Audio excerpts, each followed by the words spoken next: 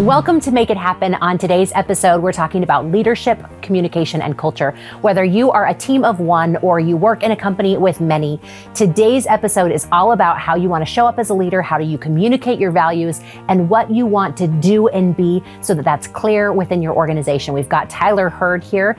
We also have a few of my favorite things and a Pick My Brain all about social media algorithms. Welcome to Make It Happen.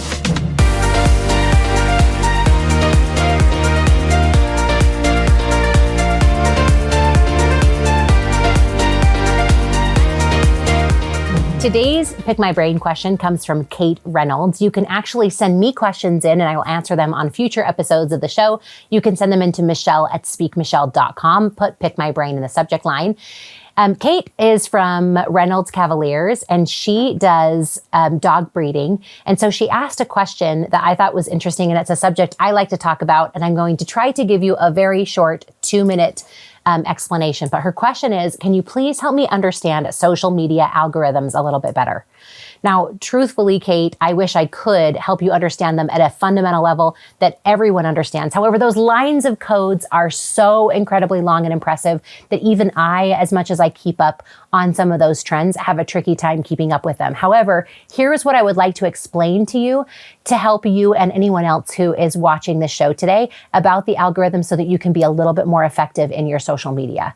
First and foremost, you need to understand that there are about 2 algorithms that are working at any given time with the information that you're putting out there. There is the algorithm that affects the post. So the engagement, the likes, the comments, whether you're on Facebook or Instagram or TikTok or wherever you are, there is a life of a post, and based off of the engagement that you get, the algorithm will then show it to more people and get it out to others based off of popularity and interest within like-minded individuals. However, there is also an algorithm that exists for your page or wherever you're sharing that from. So whether it's a personal Facebook page, a business Facebook page, a TikTok account, an Instagram profile, a LinkedIn profile, whatever that is, there's also an algorithm that's assigned to that specific page as well. And so everything that you're doing affects both. You could have a post that goes viral for you because it's reaching way outside of your followers, even if the health and the algorithm of your page isn't super hot, and vice versa. You could have a really hot page and everything's great, but then there's something that hits the algorithm that a post that you make that actually lowers. And then that doesn't make sense. And it's actually really frustrating when you have things that don't match and they're not congruent. But when you understand both of these things, then you'll make different decisions about how you put content out there, knowing that you've got competing things at play and that sometimes there's nothing that you can do will make it any better. But here's what you can do. Number 1, be really, really clear about who your target market is and talk to a specific market every time you post. You're more likely to get engagement and more likely to get shares when people feel like you're speaking directly to them and it will reach the right people. So in an effort to be broad and go viral, sometimes we share generic messages, but the reality is we're more likely to go viral within our own spheres when we're really specific with our target market. Number 2, do some testing and watch and see which times of day your audience is the most responsive to your content. It might be tricky to post 7 or 8 different posts over the course of a week or 2 at different times, but see if timing happens to affect your specific algorithm. And then number 3, don't give up, especially if you have a page that's a little bit dormant. It might take 6 to 8 weeks to wake up that page, but you have to show the platform that you're on that you're going to be consistent. They might be holding back your content for a little while, especially if they've seen in the past that you post once here and then maybe 10 days later and then maybe 30 days later. They really want active users to be the key players in the algorithm. So you want to be consistent with your posts. It doesn't mean that you have to post 3 times a day or even once a day, but if you can consistently show the platform that you're showing up, that will actually help a lot. Thanks so much for sending in your question, Kate, and I look forward to answering other questions just like this on future episodes of Make It Happen. I'm excited to announce the 10th year of the Marketing Blueprint Workshop. Sometimes I cannot even believe that I have been doing this for 10 years. It's almost like its own baby. For a decade, I've been helping small business owners, marketing teams, individuals in direct sales, and entrepreneurs create their marketing plan and set them up to succeed for the new year. If you give me 2 days, you will leave with a completed marketing plan, complete with content structure, social media strategy, focused goals and objectives, and a crystal clear view about your target market and the messages that will match that market. I hope that you'll spend some time with me. Find me in November 17th and 18th. You can come to the beautiful Provo, Utah and join us live, or you're also welcome to join us virtually. Find the details about pricing and information at marketingblueprintworkshop.com. Use code MIH for Make It Happen to get an additional $200 off for a limited time. Grab that code MIH and save yourself $200 on any one of those tickets. I can't wait to see you at the Marketing Blueprint. Well, on today's episode of Make It Happen, we have a dear friend of mine, Tyler Hurd, who is a professional speaker, trainer, and also executive coach. Tyler, welcome to Make It Happen. Thanks for having me, Michelle. I'm glad to be here. I am so glad that you're here as well. Tyler and I first met through the National Speakers Association Mountain West chapter. I came to the chapter, it was about 9 years ago, almost 10 in March, which seems like a long time, but also seems like just yesterday at the same time. I got to watch Tyler lead the organization as the president of the National Speakers Association Mountain West chapter for a little while. But I've also watched him over the years work corporate side jobs, learning about the business of training. And he really is good at what he does. And so for the conversation that we're having today, I wanted to talk about leadership communication. And so Tyler, I would love for you to share, just as we get started here, when you think about leadership communication and you think about the struggles that many organizations have, both big and small, what do you think are some of the biggest challenges that people have in communicating and on the corporate level? Yeah, that's actually a really great question. So I love that you bring up, number one, it's a huge problem across organizations, and it's not just at the top. It's not just from a manager to their employee. It's across the board. Communication is always a struggle.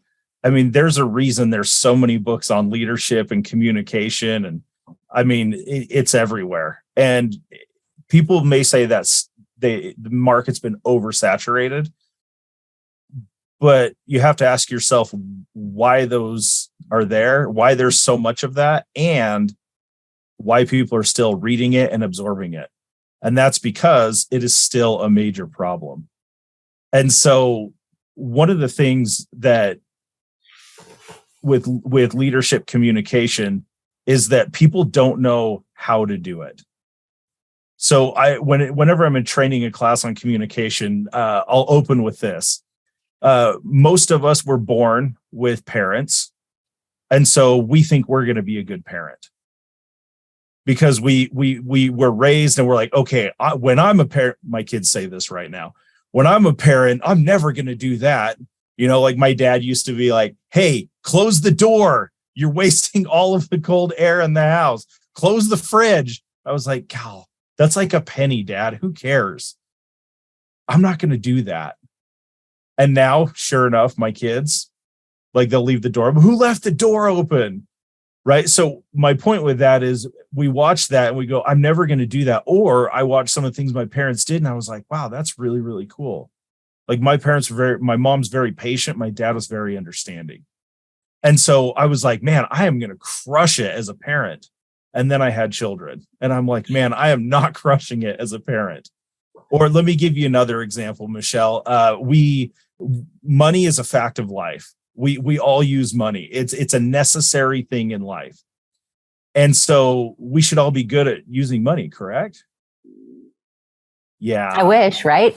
Yeah. There's a reason there's just as many books and articles, podcasts, news segments on how to use money wisely, how to budget. I mean, there's courses. So there's some things we take for granted. And I believe that communication is one of those, because most of us are born talking and listening. And so we take that for granted. We go, oh yeah, I can do that.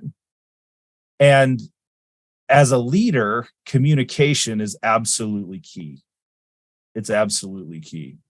And one of my favorite sayings, sticks and stones may break my bones, but words will never hurt me. It's the stupidest thing I've ever heard in my life, because words matter. And as leaders, we have to use those words effectively. Yeah. So I was working with a company last year. I'm actually still working with them, but in our initial meetings, They were looking at bringing me on to do some leadership training, help them build their training department.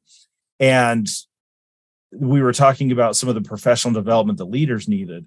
And this is one of the owners of the company, and this company is just exploding. And that's why they brought me in, because they had zero training department. And this is usually what companies like, they'll call me when they've just exploded and they're like, oh crap, we need a training department. Or they're like, hey, we're about to explode, we need a training department. So I also do some consulting for training departments. And we were talking, and I said, hey, let me ask you, when you have to have a tough conversation with someone, do you like that? And he was like, no, I don't. Why not? Because it makes me feel uncomfortable. Why does that make you feel uncomfortable? Because I feel like I just don't feel like I'm very good at it. And, sometimes emotions get involved. It gets very awkward. And this is one of the owners of the company. And I can ask that to just about any leader anywhere. And most of them will tell me, yeah, I don't love those conversations. Why? Because we take communication for granted. And there's a lot of these things as leaders, we don't know how, or we weren't shown the way. And so that's partly why it's such a problem, is I believe we take it for granted, number one, and number two, we don't know how. Yeah, I think it's interesting. I was in the business program for both of the institutions, higher education that I went to. And I did a lot of marketing classes. And as such, there were a lot of communication classes that were in there as well. But they were all, they weren't practical. I think about them later and I think there wasn't a single thing that I was taught in college that has helped me in corporate communication or business communication in the way that I would have wanted. I wish I'd taken more business writing classes, because so many conversations happen in writing and written forms. But what's interesting is what I've learned over the years has because I've figured out my own tips, strategies, and tactics. But I think one of the biggest challenges with communications is understanding how people are different. And there are different personalities. There are different ways that people hear or listen. And so I think communication is so tricky, where even if you have the best tactics and strategies and tools, or even if your college communication classes were awesome, people are so different and it's so hard to meet those needs. So what are some strategies or thoughts do you have about communicating and understanding individuals in a way that they will hear what you have to say? Yeah, that's a great question. So one of the first things I was taught as a young buck working my way up in corporate America, I was really grateful for this leader. He believed in me, and he helped me get to that next level from being I started out as a phone agent in a call center. I did Spanish credit card collections while I was going to college. And my leader believed in me. And notice how I called him a leader, not a boss. Or a manager, because I believe those are different things. And one of the things he told me is, he said, number one, do not use a blanket approach with your team, because everybody is different, and you need to find out what motivates them. You need to find out what doesn't motivate them, and you need to learn about who they are and care about them. And so when I go speak, one of the first principles in my keynote is give more than you take, because life is like a bank, and you make these deposits in other people, you serve these others. And the bank of life is different than the actual bank, though. In the bank of life, you don't go make a withdrawal. When you make these deposits and invest in other people, they start to invest in you. So you never need to make a withdrawal. And as a leader, I just think that's so powerful, that the way you get to know your team is you serve them. You give more than you take. I mean, when was the last time as a leader you just showed up and you just served your team? It wasn't about an agenda. It wasn't about something we've got going on with a project. It was, I'm just going to serve my team, or serve this individual on my team just because. And what I found is, as we do that, walls come down and we get to know who people really are. And it builds a relationship of trust. And so giving more than you take, there doesn't have to be an agenda. And to me, I just think that's so powerful in meeting people where they're at and getting down to who they really are. so we can effectively communicate with them and have a better team. Yeah, I like that. And I think that you bring up some really good points on understanding and really seeing people for who they are and what, not only how you communicate with them, but what motivates them. Because when you know what motivates them, you can communicate with them in a way that motivates them and brings them forward. So on this same subject and conversation, have you found that there are specific phrases or words that you can bring into conversations that will help diffuse emotions? Because I think one of the biggest challenges with some corporate communication is the level at which some of these conversations need to happen. They are serious. They are important. They may be time sensitive. There may be a mistake that was made that needs to be fixed. So do you have in your toolkit a list of, or a couple of phrases that you could share with our audience that could be used in some of those tricky circumstances? Yeah, absolutely. So before we get into those phrases, let's just set the stage here real quick. What I found is, when you mess with someone's family and their finances, they're not happy. And so I've really boiled it down to these two things. When you mess with someone's family and finances, people change because they want to protect those things because they are important. And so as a leader, when you sit down with an employee and you start to come at them with something, instantly, what's their reaction? Protect this house. This is my job. This is how I provide for me, my family. And so the money and the family are very related. So what happens is emotions get involved very quickly, often. And so that's number one. And number two is, we live in a world now where we talk about authenticity and being genuine. And you talk about, video and Michelle, you mentioned the National Speakers Association. We go to our monthly chapter meetings, and when we have someone come in and talk about video, they're like, be as authentic as you can. You don't need this beautiful, looking everything in some, $20,000 camera. Like, some of the most viral videos are shot on phones just when people are out doing their thing. And so with that, just own it. Like, if there's something going on, don't sugarcoat it. Don't try to fluff it up and cover a mistake. Just own it. Like, as companies, we're seeing this trend as well. When a company makes a mistake and they just own it, the customer goes, oh, okay. Yeah, I may not be happy, but I appreciate that you owned it and didn't make up some lie. Well, when we're leading people, it's really no different. So if there's something going on, whether they did something wrong or we need to address something, just own it. And the way we go about that, Michelle, to your point, that's what matters. So we need to be genuine and authentic in our approach to it. And we need to recognize that when we're approaching employees, family and finances get involved very quickly. And that's one of the lenses they see things through. So one of the things you can use, and this is in a lot of different communication training programs, is talk about the facts.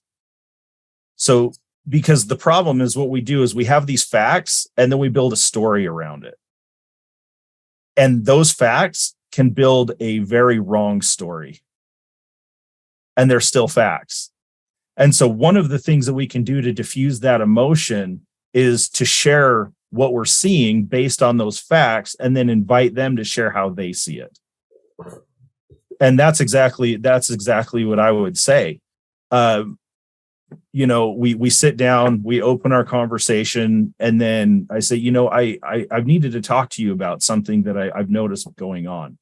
Lately, you've been getting, from my perspective, these reports have been coming in late. It seems like it's been a struggle for you to get those from your team. Whatever the case is, I'm sharing what I've noticed. And before I say, hey, I think you're a horrible employee, or I think you don't care about your job or anything like that, that just adds to that emotion because of family and finances, that now they feel even more threatened. Like, are you saying I'm doing a crappy job? So before I ever get into any of that, I want their perspective.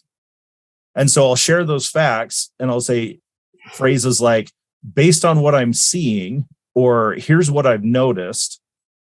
And then I lay those facts out and I say, tell me how you see it. What's your perspective on this? Tell me what's been going on with this. And instantly they go, oh, okay. Yeah. He's not coming at me, telling me I'm a horrible employee. I'm trying to understand what's going on. So those are just a couple of key phrases there is based on what I'm seeing, I've noticed, and then you flip that. Tell me how you see it. Tell me what you've been experiencing.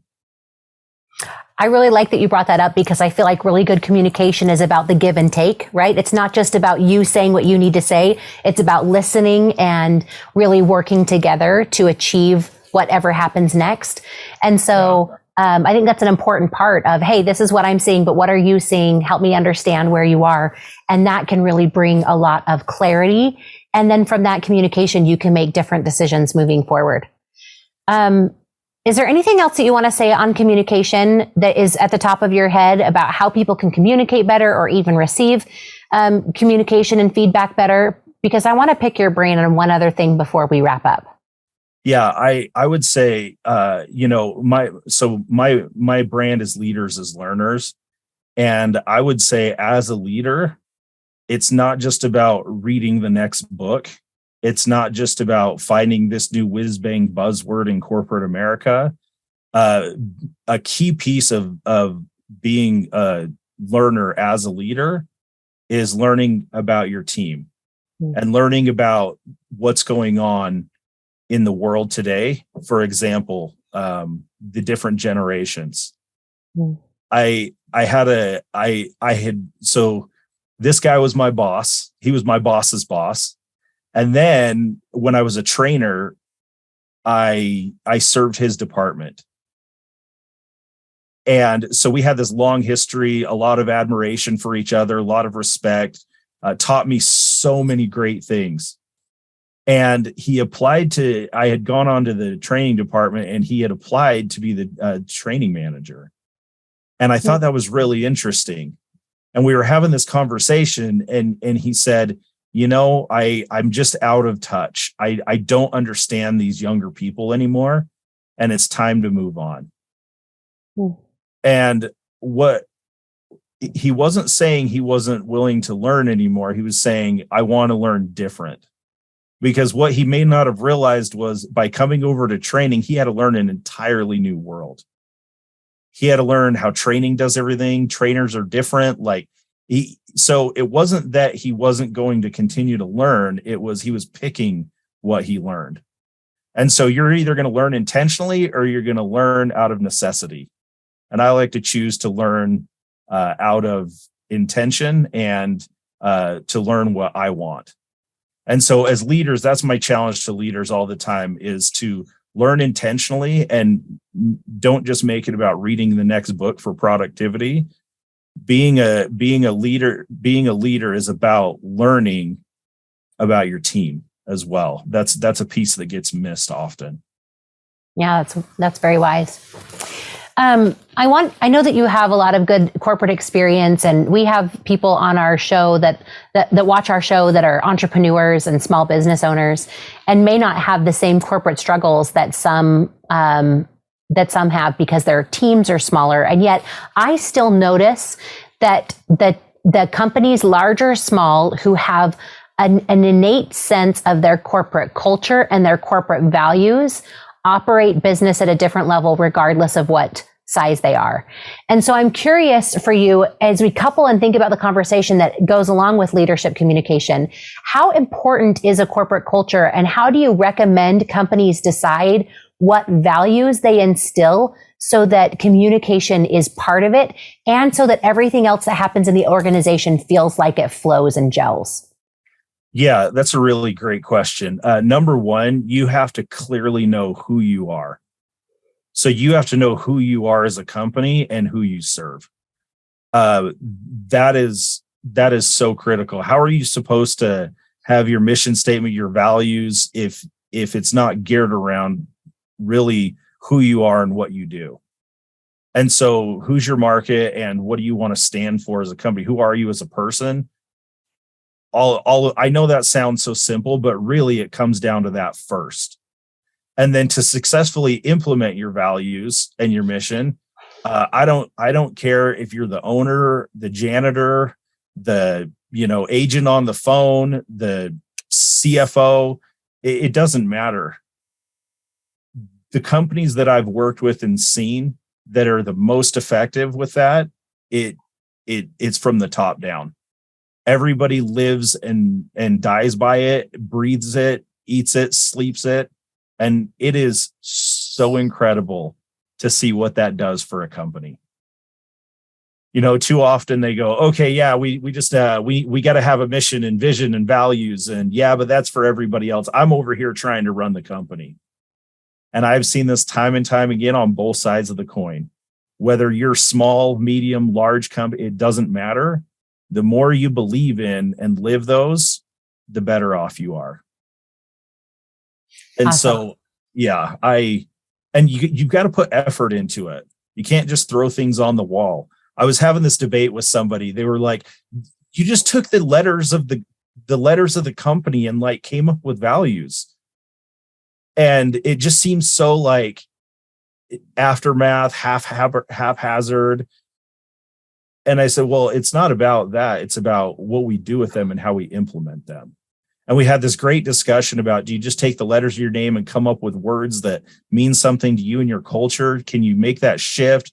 And really what it's about is, what am I doing with those? It's not necessarily about using the name or coming up with other values. It's whatever you choose, let's use those and live by those.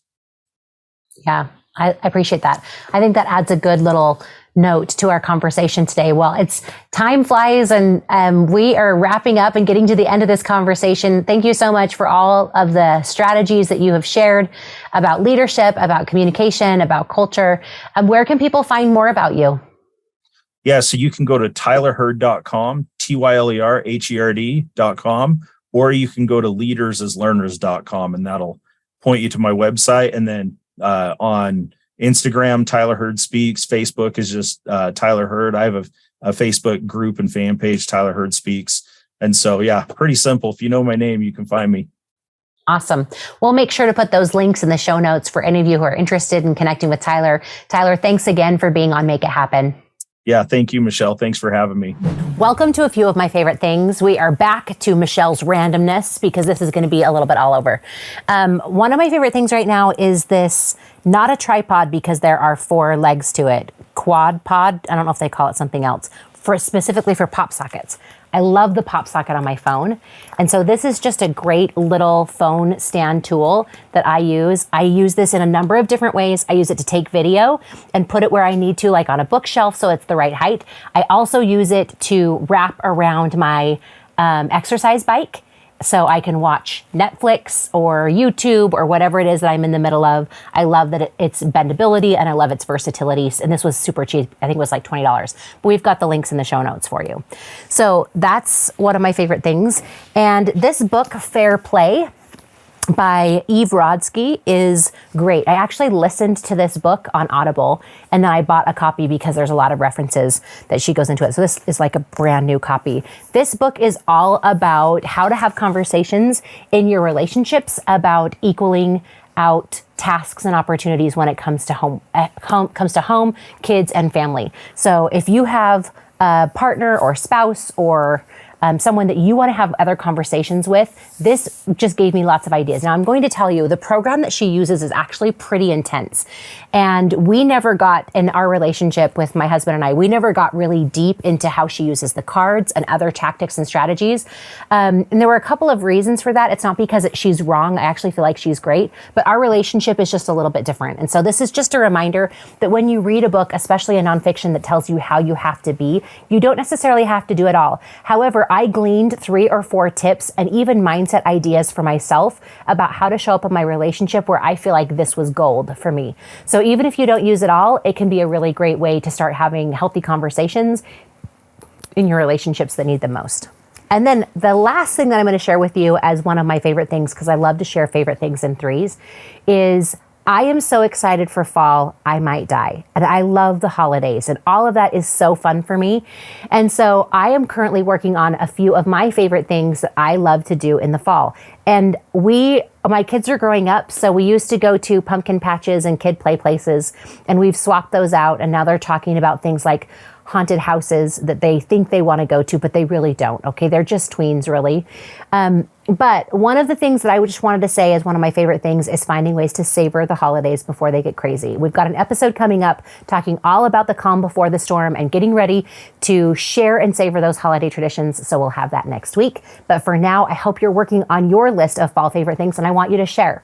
What are some of your favorite fall favorite things? What are your favorite winter favorite things? I would love to see those and make a list that we can share with our audience and community on Instagram and throughout the platform. So leave them in the comments or feel free to email me at michelle@speakmichelle.com. I love the conversation with Tyler, and even though I'm a small business owner, I can still see the ways that I can communicate better and ways that I can focus on my values. So I'd love for you to think about the things that you could do today that will help make your business bigger. And not just in the dollars and the revenue, but the way that you show up as a human. I love the quote by Brendan Burchard, "Don't let your small business make you small-minded." And today's strategies will help you take your business to the next level. Thank you for coming to make it happen. I would be honored if you would leave a rating and review so that others may find a podcast based off of the thoughts and comments that you shared. And I'd love for you to share what your favorite parts and favorite aspects of the show are so that people can see even the different little nuances and segments that we have here. Above all, I'm cheering you on in your goals and dreams. Whether you're building a business, raising a family, or everything in between, I wish you all the best. Make it happen.